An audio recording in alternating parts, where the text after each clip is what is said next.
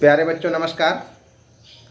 पिछले लेक्चर में हम लोग ने देखा कि भारत का संवैधानिक विकास, भारत का शासन ईस्ट इंडिया कंपनी के अधीन। तो हम लोगों ने देख लिया था कि 1784 का रेगुलेटिंग एक्ट कैसे पास हुआ। फिर उसके बाद हम लोगों ने देखा था 1813 का चार्टर एक्ट। 1813 का चार्टर एक्ट हम लोगों ने विस्तार से पढ़ लिया और आज हम लोग देखने वाले हैं 1833 का चार्टर एक्ट। तो 1833 का चार्टर एक्ट क्या कहता है कि इस एक्ट के द्वारा बंगाल के गवर्नर जनरल के पद को समाप्त कर दिया गया और उसे संपूर्ण भारत का गवर्नर जनरल घोषित कर दिया गया। इसके पहले में क्या सिस्टम था कि जब इन्होंने पास किया था, आपको याद होगा पिछले लेक्चर में हमने बताया था कि इन्होंने मद्रास प्रेसिडेंसी और मुंबई प्रेसिडेंसी को एक करके कलकत्ता प्रेसिडेंसी के अधीन कर दिया था और कलकत्ता में एक गवर्नर जनरल की नियुक्ति कर दिया था। अभी तक का शासन ये ईस्ट इंडिया कंपनी ऐसे ही चला रही थी, लेकिन 1833 का जो चार्टर आया उसमें इन्होंने एक प्रकार से देखा जाए तो पूरे भारत का गवर्नर जनरल घोषित कर दिया। बंगाल के गवर्नर जनरल के पद को समाप्त कर दिया गया और पूरे भारत का गवर्नर जनरल इन्होंने घोषित कर दिया। तो उस समय बंगाल का गवर्नर जनरल कौन था? उस समय बंगाल का गवर्नर जनरल था Lord William Bentinck. Lord William Bentinck.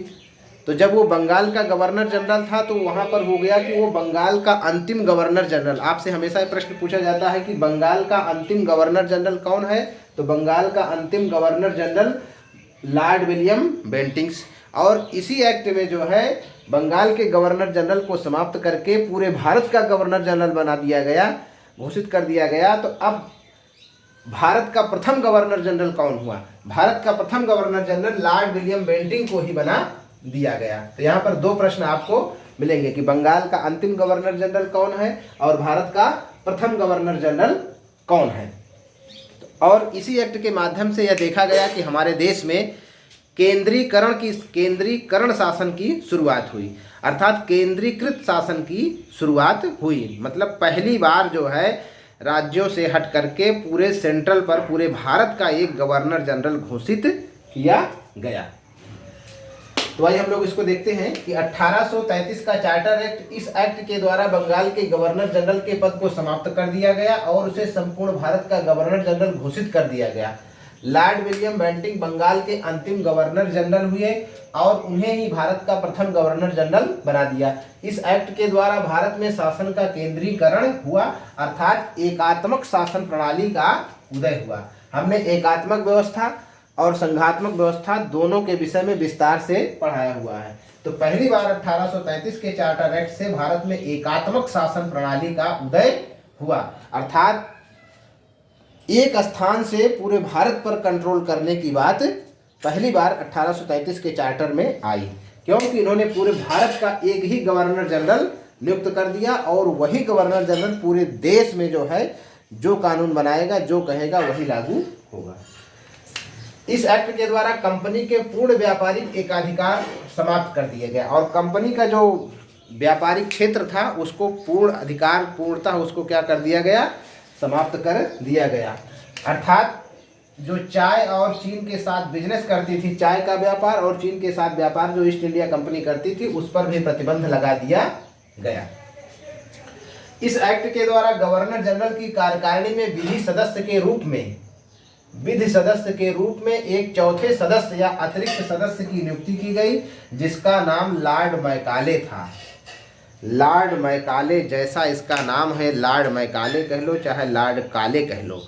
क्योंकि इसने ही जो है भारत में शिक्षा व्यवस्था को ध्वस्त कर दिया और अंग्रेजी शिक्षा प्रणाली को लॉर्ड मैकाले ने ही ले आया। पहली बार भारत में लॉर्ड मैकाले ने इंग्लिश शिक्षा नीति को लागू किया और भारत के जो गुरुकुल थे, विद्यालय थे, वो सब धीरे धीरे अपने आप खत्म होने लगे।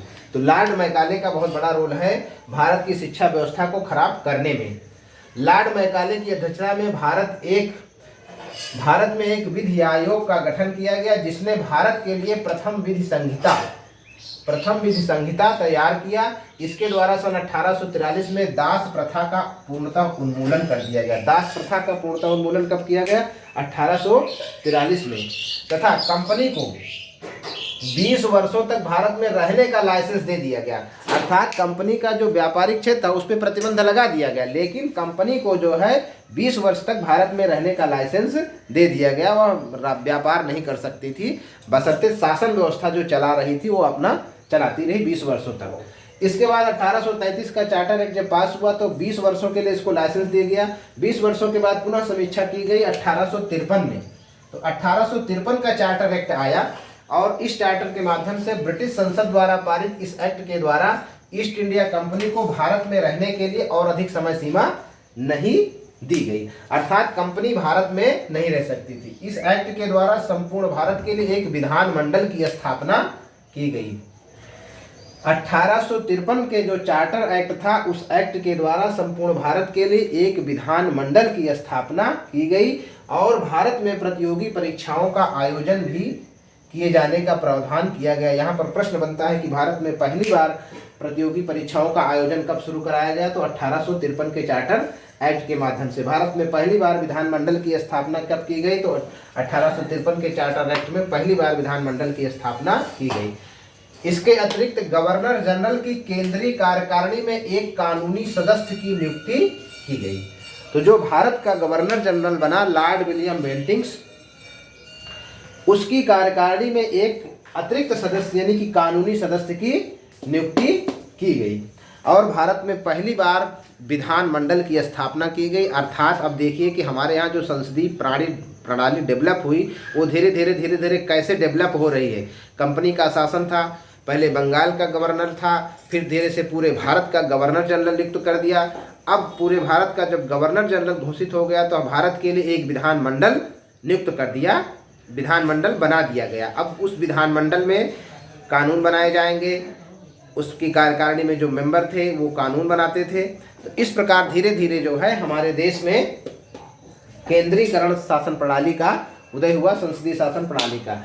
इसके बाद हम लोग देखेंगे 1853 का चार्टर एक्ट बहुत महत्वपूर्ण था, क्योंकि यहाँ पर कंपनी को रहने के लिए इजाज़त तो दे दी गई, लेकिन कंपनी पूर्ण रूप से व्यापारिक कार्यों पर उसके प्रतिबंध लगा दिया गया। दोस्तों इसके बाद 1857 आपको याद होगा कि 1857 की बहुत बड़ी क्रांति हुई थी। तो जब 1857 की क्रांति हुई तो अंग्रेज़ों को बहुत बड़ा झटका लगा।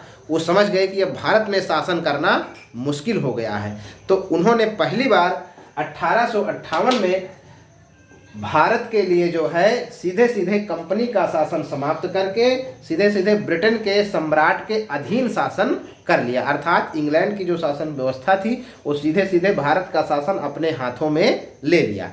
तो इसको हम अगले लेक्चर में पढ़ेंगे, क्योंकि हमने ये बताया था उसको दो भागों में बांटकर पढ़ने के लिए कि ईस्ट इंडिया कंपनी के अधीन भारत का शासन। ईस्ट इंडिया कंपनी के अधीन भारत का शासन कब तक रहा, 1853 के चार्टर एक्ट तक, अर्थात 1857 तक ईस्ट इंडिया कंपनी का शासन रहा। लेकिन 1 नवंबर 1858 को जो है ब्रिटेन के सम्राट ने कंपनी के शासन को समाप्त करके सीधे भारत का शासन अपने हाथों में ले लिया। उसको हम उस एक्ट को अब अगले लेक्चर में पढ़ेंगे। आज के लेक्चर में ही बस इतना ही। जय हिंद, जय भारत।